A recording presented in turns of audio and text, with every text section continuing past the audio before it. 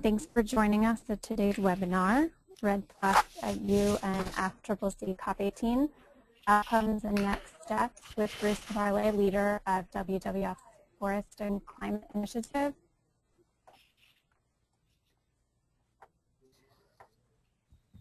I'm Breen Burns, and I'll be facilitating this presentation.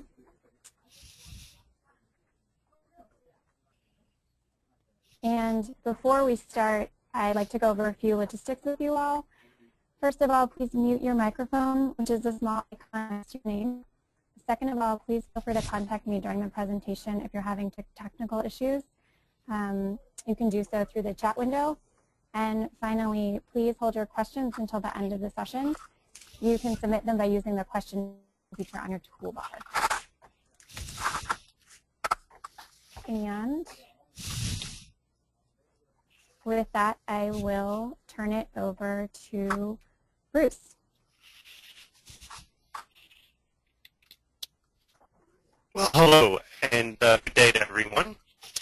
This is Bruce Cabarle, leader of WWF's Forest and Climate Initiative, and I'm here today to report out on the outcomes from the climate change negotiations, which just concluded last week in Doha. And today I'll go over the overall assessment of COP18 by civil society, which is an important backdrop to understand what happened with REDD Plus. We'll touch upon the overall expectations from WWF for REDD Plus in Doha, what actually came out of Doha with regards to REDD Plus and next steps, and go into depth on some of the negotiations around national forest management and monitoring systems and finance, the WWF scorecard of results, and then some concluding thoughts on the future of REDD. Next slide, please.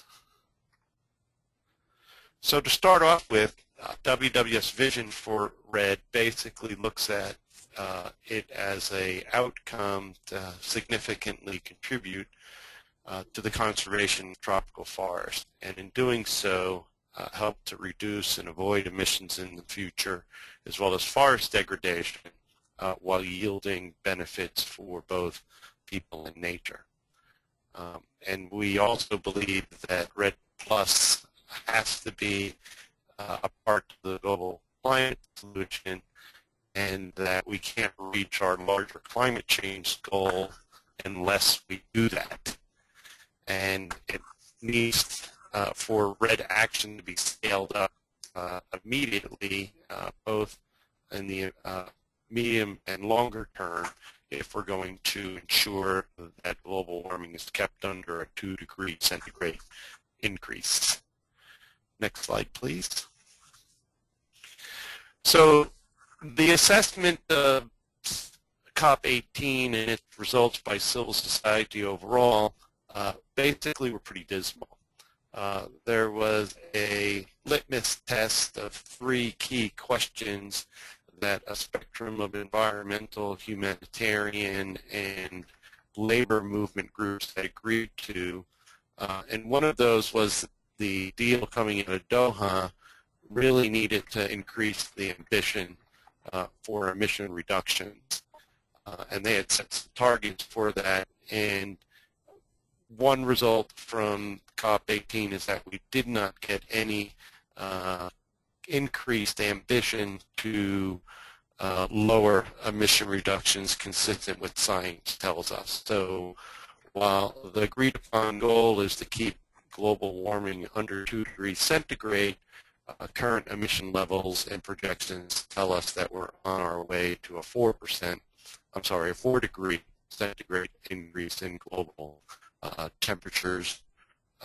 And so the ambition is headed in the opposite direction of what science tells us.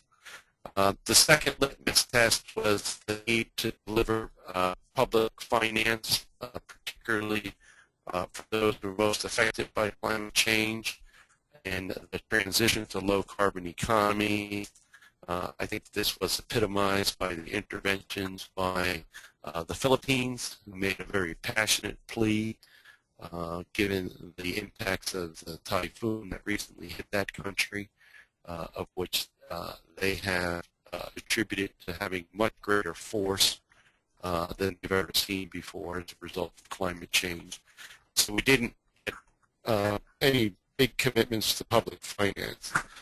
And in terms of taking steps that will ensure that we get both an ambitious and equitable deal in place by 2015, which was agreed to last year at COP18 in Durban, we did not get what we needed in order to establish that platform. So those are kind of important questions and backdrops to the overall negotiations, which had an impact on the sub-negotiation regarding REDD+. Next slide, please. So a couple of quotes coming out of the back end of the conference from civil society, which kind of summed things up. One of them came from Sharon Burrow, who was representing the labor movement, and she basically summed it up by saying there will be no jobs on a dead planet, nor a just transition to this outcome. And then from the leader of WWF's own Climate and Energy Initiative, Samantha Smith, that those responsible for holding back a global deal to tackle climate change here in Doha should be ashamed, and their inaction will be paid for in lives and livelihood. So that gives you a little bit of the tone and tenor that was coming out of civil society, as well as some of the developing country negotiators themselves. Next slide, please. So on to REDD. Can we go back one slide? We skipped over one. Yeah, so with regards to the REDD+ negotiations, WWF had identified a couple of asks going into the negotiation, things that we thought were key to come out of Doha in order to keep REDD moving forward. And one was to ensure that REDD was part of the comprehensive and legally binding climate agreement framework that was to be established in Doha and would move forward towards the 2015 deadline set by the parties to negotiate a new agreement. Two, we needed to decide how REDD negotiations would continue under the UNFCCC, largely because the processes that have carried REDD forward to date came to an end, along with many other tracks of negotiations in Doha, and needed to replace something else in order to move forward.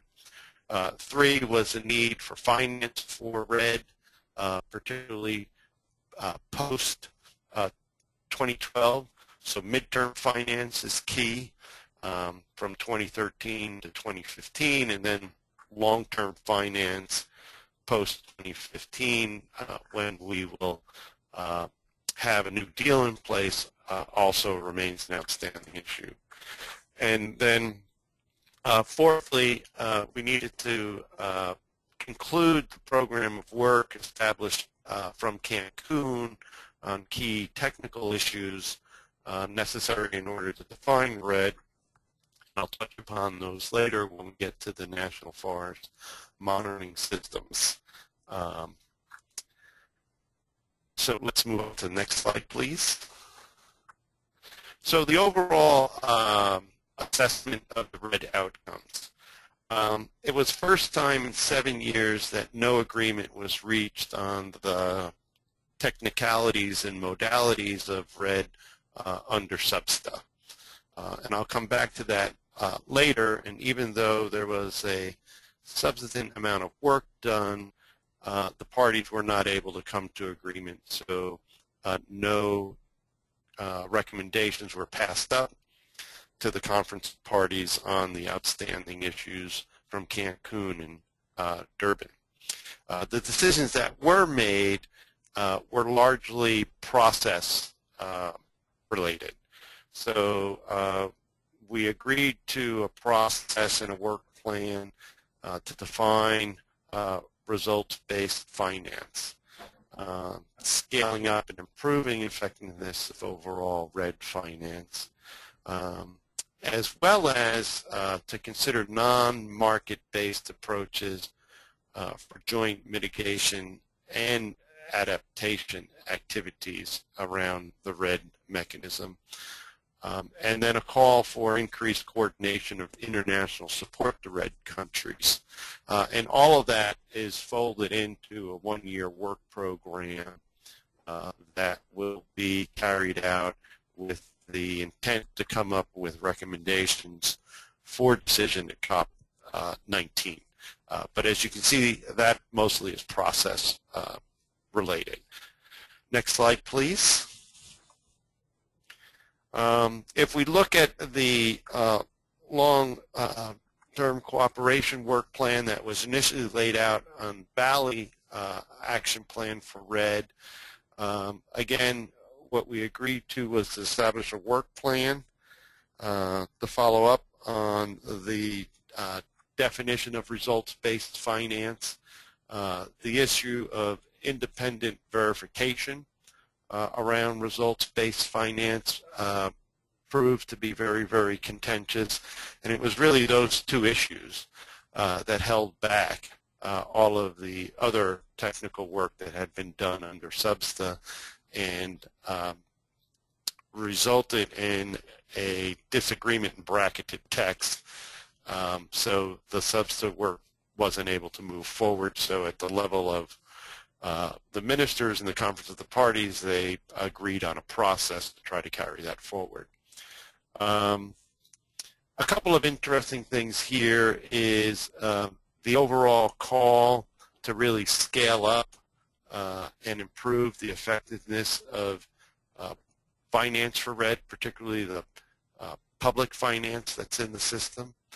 An interesting development with regards to looking at non-market-based approaches and the focus on non-carbon benefits resulting from REDD plus activities.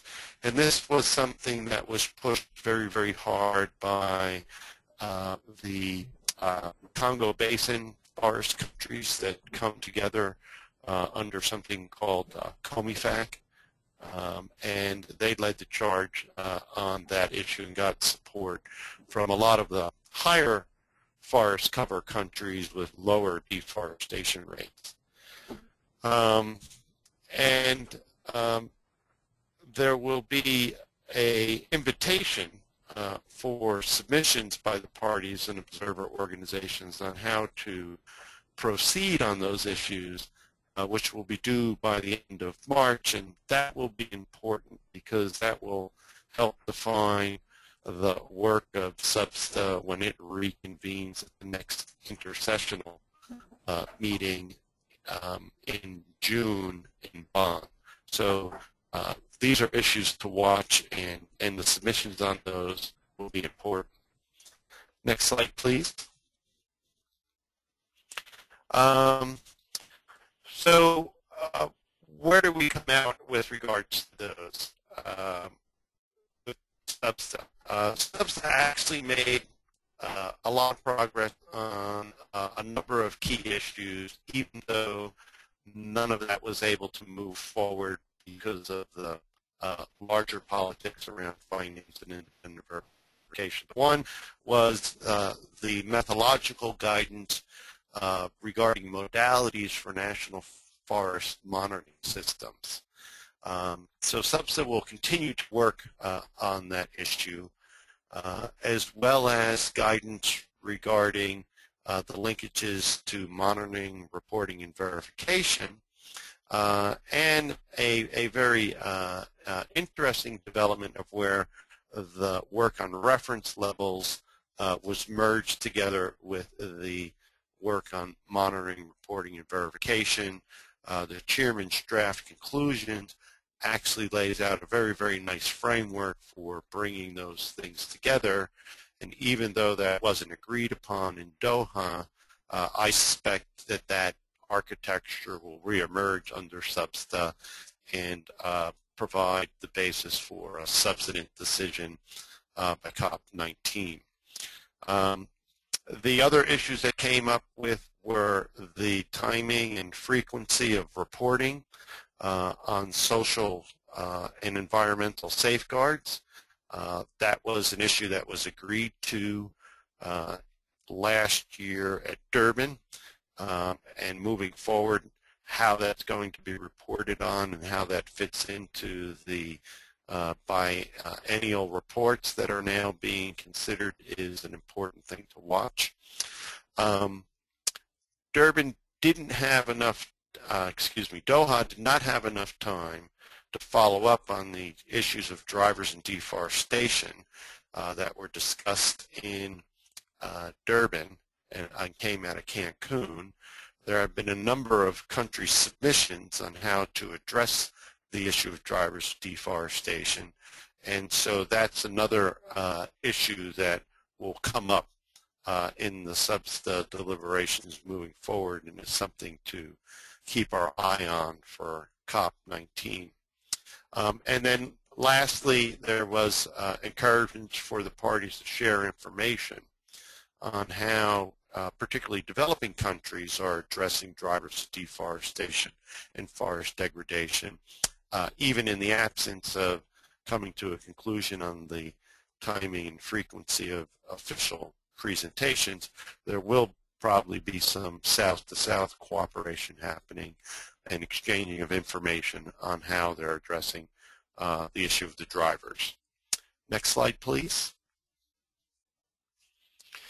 So with regards to the National Forest Monitoring Systems, which is really at the heart of a REDD Plus program in a country and key to moving an international mechanism forward, there were a number of things that were issues of consensus, but again, were not able to be passed on for decision, largely due to the larger political fight that was going on. But a couple of things that they did come forth with or propose was that data and information should be transparent and consistent over time.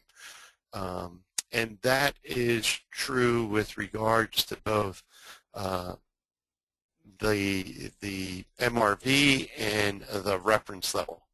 And a proposal that there be consistency between the data sets and the methodologies used for both MRV and reference levels. And that's very important because it provides a foundation for those two methodologies to come together, which are the heart and soul of any national forest monitoring system. A proposal to have a common unit of measure, which would be CO2 equivalents per year, which is important because then it means we would be measuring progress in the forest sector the same way we would be measuring progress in the energy and transportation as well as other sectors. And so in terms of parity of forest with other sectors of major economies, that's important. The issue of independent verification process undertaken by experts was a point of contention, and there was not an agreement on that. That was tied to the results-based financing, and there was not agreement on the linkage between those two issues. And that's really what held back SBSTA from being able to put forth any of its other recommendations. A recommendation that monitoring, reporting, and verification should be included in the national biennial updates, which is an important development to watch moving forward, and a process being proposed to define how the biennial updates and reports will be assessed. And again, we weren't able to put forth any recommendations there, but there were some exchanges of views, and this is something that SUBSTA will take back up again when it meets in June. And there was also a recognition of the need to link the national forest monitoring systems and the systems for information on safeguards, and again, a basis upon which to bring those two together, which will help with the consistency in approach and reporting.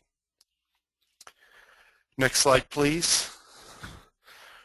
On the issues of finance, we didn't have any new pledges for long-term finance coming out of Doha.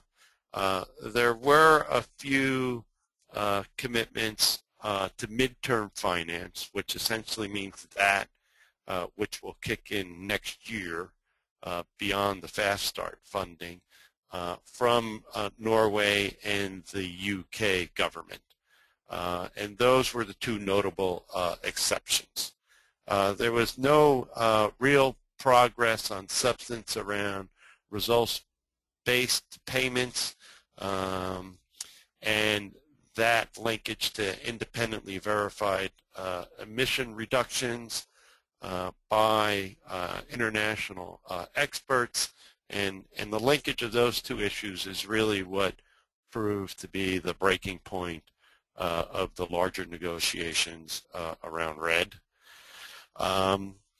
They did agree to establish a work program to continue working on the issues of finance and hopefully move towards decisions in COP18, and that will focus on non-market-based mechanisms for joint adaptation and mitigation approaches, how to incentivize non-carbon benefits with relationship to REDD, and then also to look at new institutional future arrangements in order to carry REDD forward.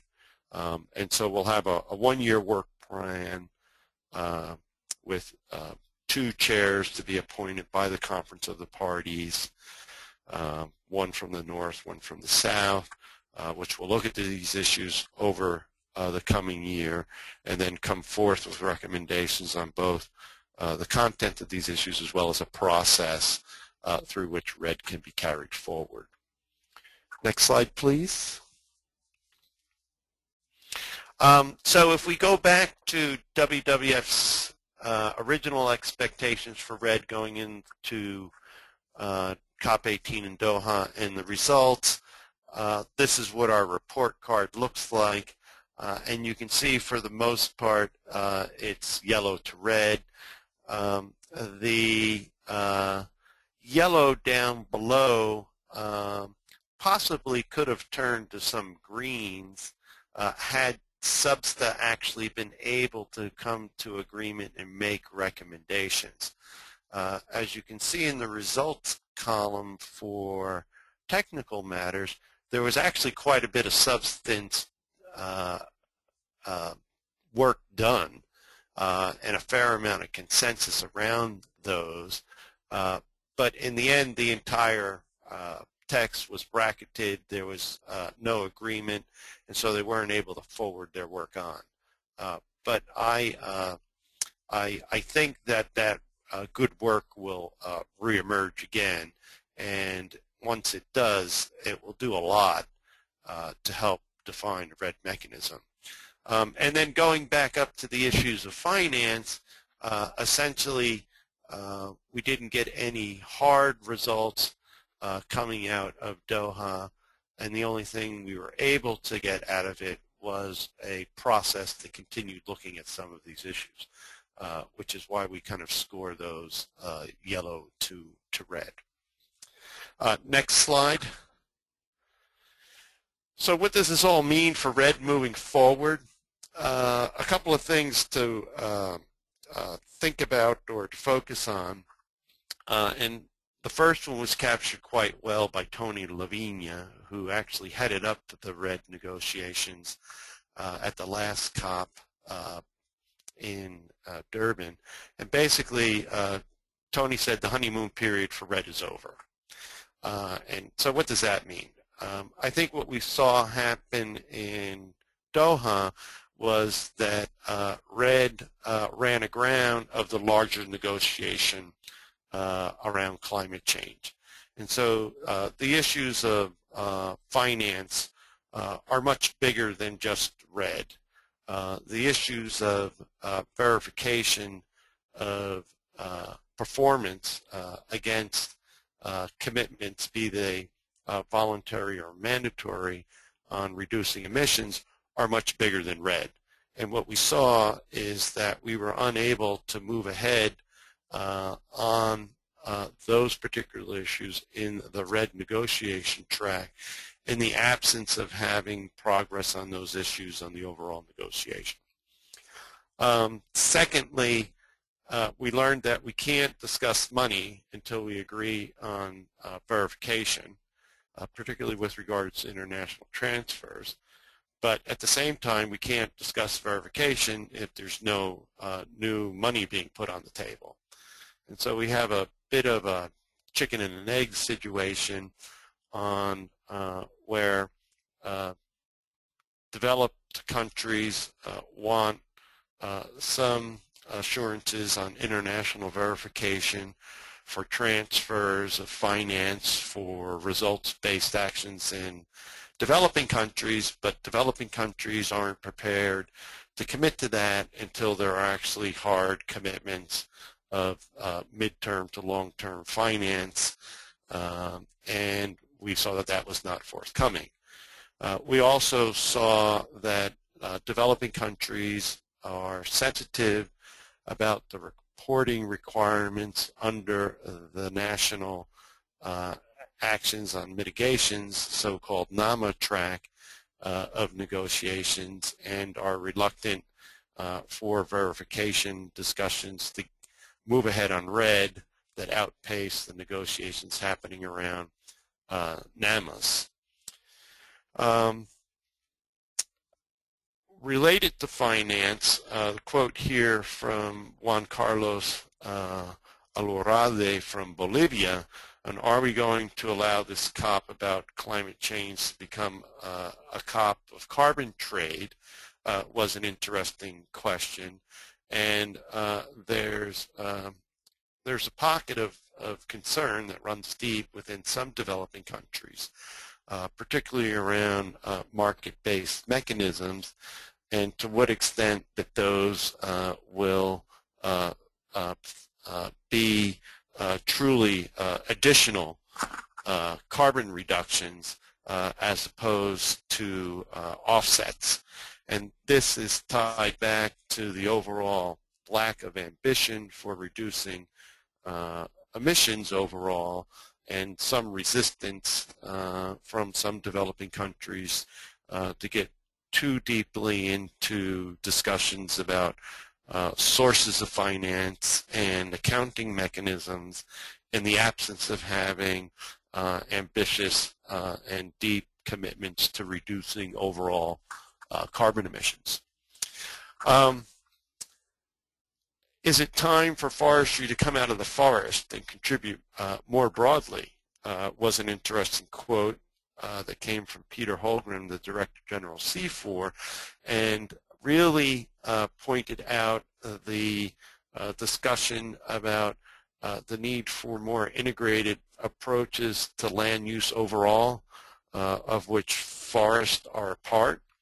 And so moving towards full land use accounting programs and mechanisms is something that some parties were calling for moving forward. And then also looking at the non-carbon benefits of forests as well as we saw coming out of the Congo Basin countries. And then lastly, a quote by the Executive Secretary for the UNFCCC, Cristina Figueres, who, and her quote really puts an emphasis on the need for national level action.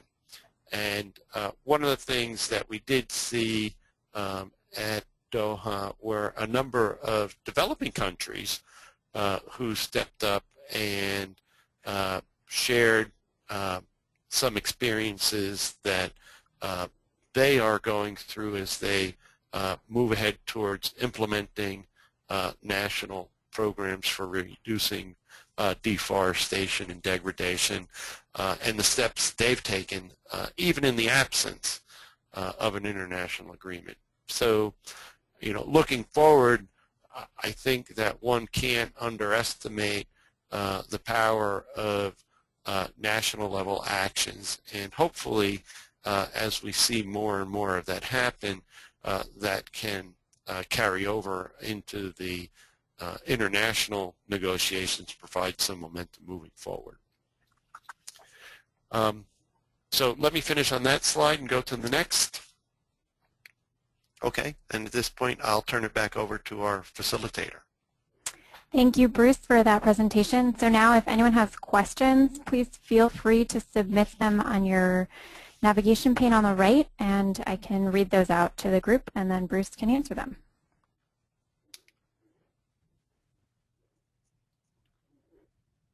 Or if you're feeling shy, you can also send a chat message to me, and I can do it that way.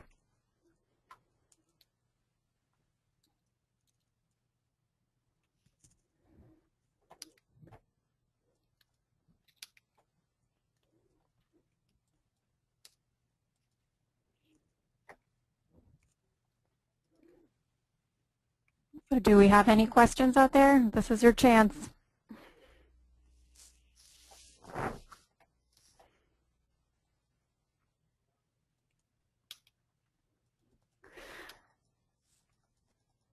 Okay, well then, Bruce, I think you gave a very complete presentation, and people are always welcome to send questions to me or to our FCI email address if you have questions that you think of after the presentation. And thanks again for joining us this morning. It's been great to have you. And we hope you'll keep in touch with other WWF REDD resources here. There's a list. You can find an archive of this learning session. In a few days, it'll be up at this web address. You can also sign up for our REDD Resource Digest, which is a weekly email roundup of REDD news and information. Our next issue of Canopy, which is our quarterly e-newsletter, will be out shortly, and you can sign up for that at that URL as well. And you can also find a recent case study from partners in the Democratic Republic of Congo, some guiding principles, and then more information about our work with REDD Plus at the URL at the bottom of the page. Let's see. Now I think people are feeling. Let's see. So we have a question from Pablo, and Pablo says, "How would Doha affect WWF's work going ahead?" Bruce, do you want to take that one? Sure. Thank you, Pablo. So how does Doha affect WWF's work moving forward? So I think that one, at a large scale, I think we need to redouble our efforts. It's important to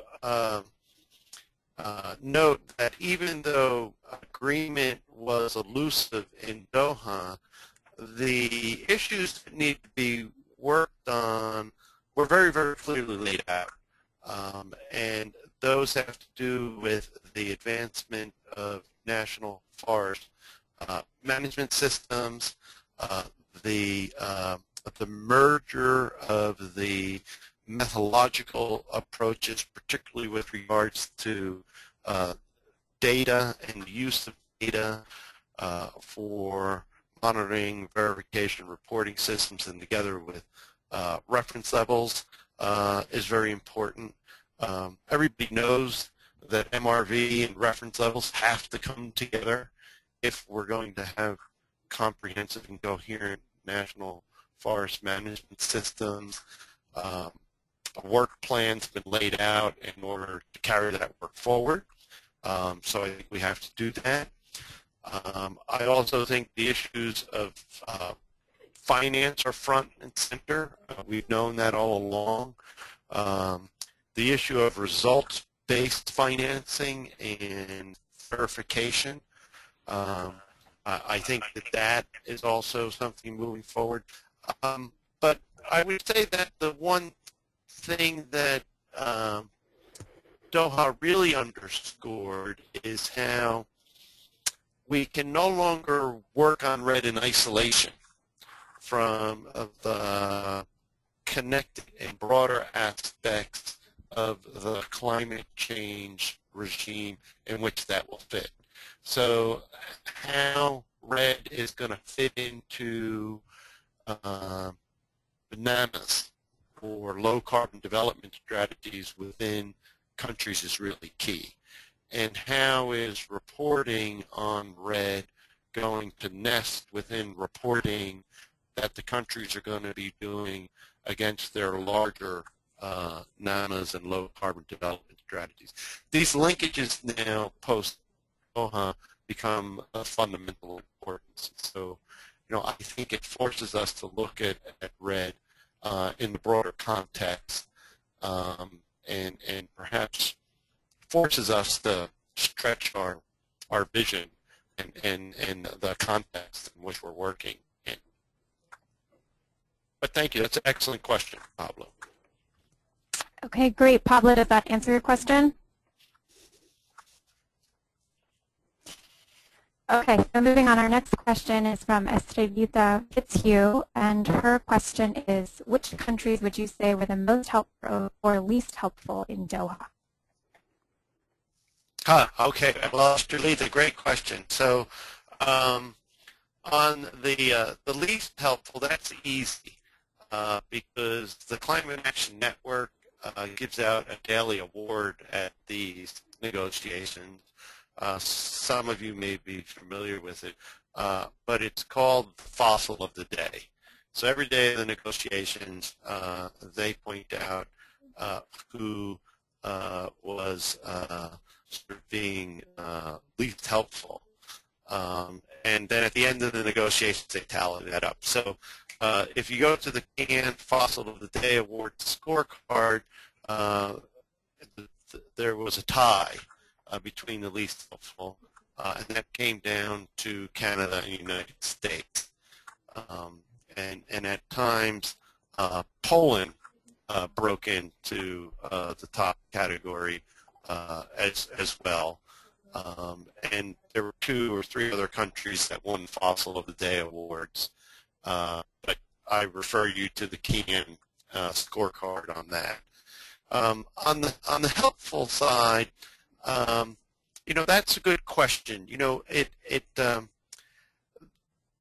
I think that the Philippine delegation, particularly the Filipino negotiator, really stood out and made by far the most impassioned plea to the conference, to the other negotiators, to really try to move past their differences and come to some agreement for the greater good.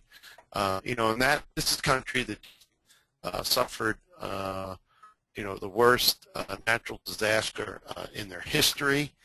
It is tied to the warming of seas and the ferocity of the typhoon that hit that country.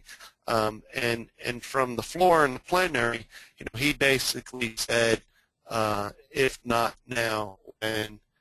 If not us, who?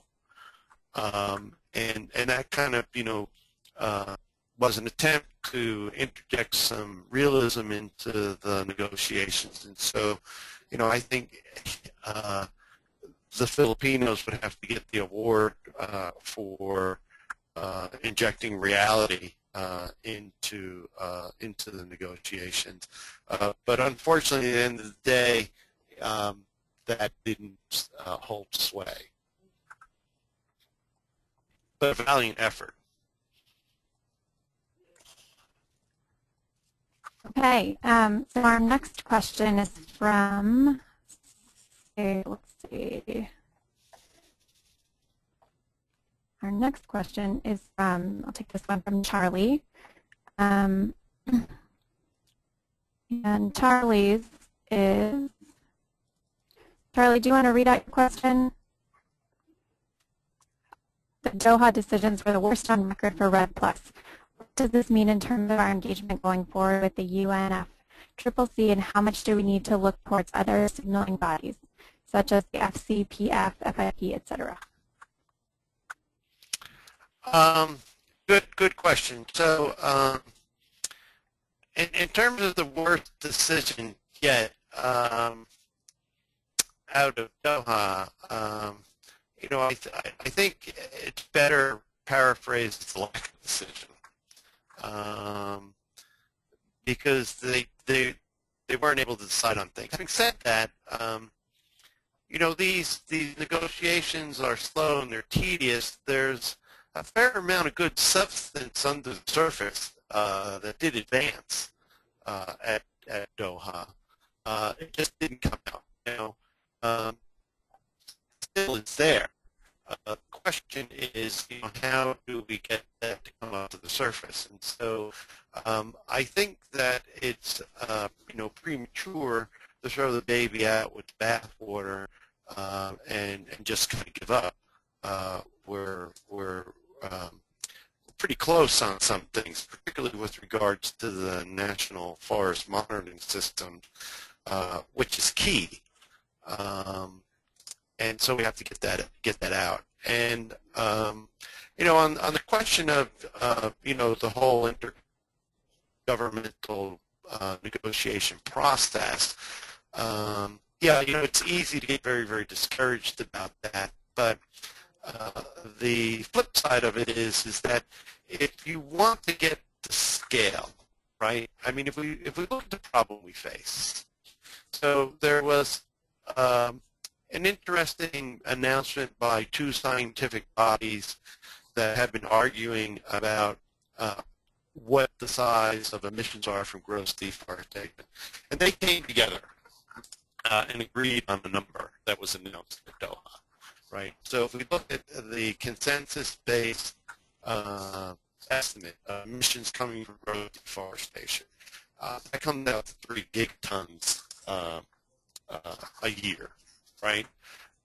Now that doesn't include degradation, of which we know is probably going to add another 50 to 100% on top of that number, right? But if we just look at gross deforestation, and we got 3 gigatons a year that we need to address, and we look at the level of performance we have now, we have to get to scale. There's no other way to get to scale to address that issue unless we have some type of process in which the concerned countries come together and agree on the way forward in order to do that, and mobilize the political will and resources to do that. So the intergovernmental process, as imperfect as it is the only mechanism we have through which the sort goes out, particularly with regards to global standards, so that we know that apples are apples and oranges are oranges. Now, we can do things through voluntary effort, and such as the multilateral REDD funds that have been established, and those are important laboratories in order to figure out how to get stuff done.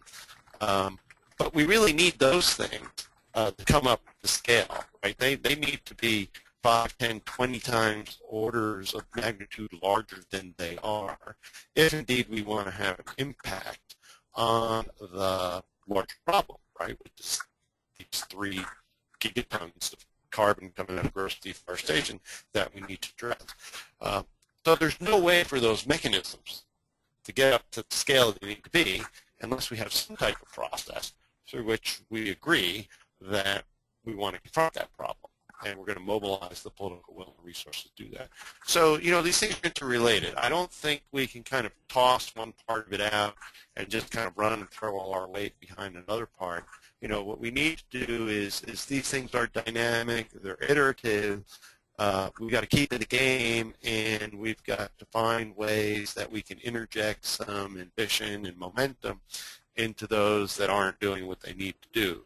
But if we, just kind of stop, then we'd have to recreate them in some other shape, form, or fashion in order to get the scale and the time frame that we need to get there in order to avoid the dangerous changes to climate change that scientists are telling us are getting closer and closer every day. But great question, Charlie. Thank you for that. So our next question comes from Lloyd. It occurs to me that slowness of the UNFCCC makes the multilateral space more and more important for WWF's work. At the Carbon Fund, for example, there is now money on the table for performance-based REDD, and modalities are being formulated with or without the UNFCCC. The same will be true at UN REDD and others. Perhaps this becomes an increasingly important space to advance WWF priorities. What do you think, Bruce? Well, thank you, Lloyd. And again, same question I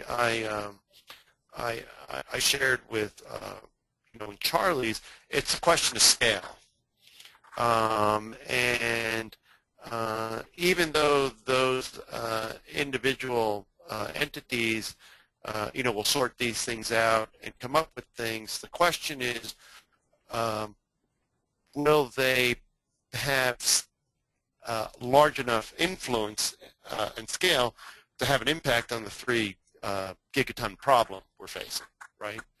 And so, again, I think that these entities are important laboratories for our experimentation and allow us to figure out how to implement things. But again, that's got to come back into some larger agreement amongst parties, or else they won't get the scale. And again, I think we constantly need to be thinking about how can we ramp up whatever good work is being done, wherever that's being done, by several orders of magnitude, right? So we've got to be looking at plus 20, plus 30, plus 50-fold increases if we're going to have an impact on the 3 gigaton challenge that we face from gross deforestation. And our next question comes from Sarah Carter. And Sarah asks, in the context of potential new MRV requirements, what does this mean for REDD Plus project developers who are setting up monitoring processes now? Can they expect more rigorous requirements? Well, good question, and that's a function of time. So I think that project developers would be very astute to pay close attention to the draft conclusions in the chairman's report from SBSTA, even though that was not passed on for decision at the Conference of the Parties. There are a lot of pointers and indicators and guidance in there that I think do point to the fundamental element of a future system. And if one wants to kind of keep pace with those developments, to keep the options alive for conformity in the future, I think it does behoove one to pay close attention to that. I think that what we will see out of the process will be more guidance and elements for the design of systems as opposed to hard standards. But as we get closer and closer to 2015, and as we get closer and closer to actually getting a hard global agreement in place, which was agreed to in Durban last year, and there is a process that's going to move forward even though it's moving too slow and it's a little bit gimpy and it's hobbling, it's going to move forward. The closer we get to that framework and the closer we get to 2015, I think then we'll begin to see things pop out that look more and more like standards. But in the interim, you know, what they're going to continue to do is issue guidance for the design of systems, and I think it will, again, behoove project developers to follow that if indeed one is concerned about future conformity of their portfolios into an eventual system that emerges post-2015. But another good question. Thank you. Great. And our next question comes from Lucas, and Lucas asks, regarding the deadlock that the international situation seems to have reached regarding REDD+, do you think that voluntary initiatives such as VCS and the standards they develop could influence international negotiations? Good question. Okay, so let's look and see what the fight's really about. Okay, so the fight is about money, in part, right? And being able to move money internationally. That's part of it. The other part of it has to do with the requirements attached to that money for results-based payments, and how does that compare between the requirements for reporting between developed countries, developing countries. So if I'm a developed country and I have a target and I have to report, you know, what are the standards that I'm held to for reporting? And how do those standards differ or not for how a developing country has to report? And does that change as a result of international transfers of resources? And are those changes creating a double standard where one party is being held to a higher standard than the other is? And so these are political issues. They're not technical issues. And so clearly I think that the voluntary space can teach us a lot about the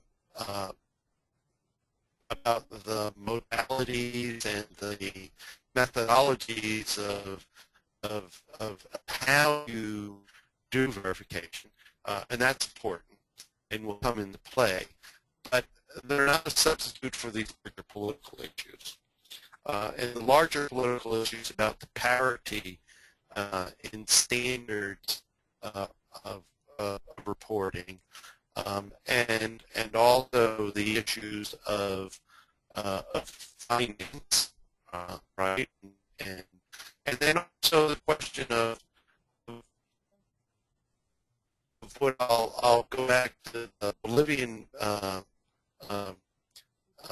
delegation's intervention, is that if the overall system lacks ambition, right, if there are anemic attempts to reduce overall emissions, then as a matter of principle, you know, they're opposed to market-based financing that results in offsets, right? Because their argument is that offsets do nothing to lower the overall, do nothing to increase the overall ambition of reducing climate change, right? And so I think the issues of equity and standards, the commitment of resources, and level of overall ambition of emission reductions are all going to have to get sorted out to some level of agreement before the technicians can come in and do their trade on figuring out the mechanics. Once we get there, I think the voluntary systems have a lot to offer in terms of the mechanics. I'm not quite sure they have much to offer to break the political deadlock. So. Well, thank you. I think that about wraps up our questions unless anybody has some final things they'd like to ask Bruce. And if not, thank you again to everyone for attending today. And here are a few more ways to stay connected with us, the Forest Climate team. And with that, we will sign off. Thanks, everyone.